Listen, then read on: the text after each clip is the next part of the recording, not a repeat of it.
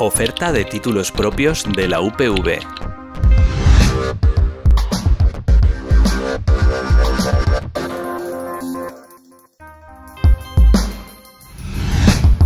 La Universitat Politécnica de Valencia dispone de distintas modalidades de oferta de títulos propios.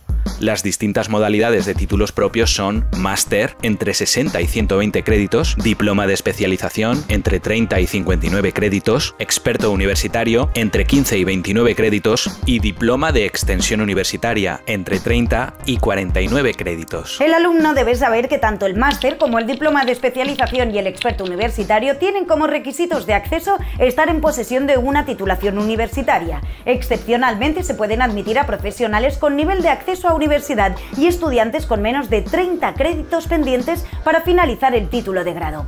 El diploma de extensión universitaria es menos restrictivo y únicamente exige al alumno disponer del nivel de acceso a la universidad.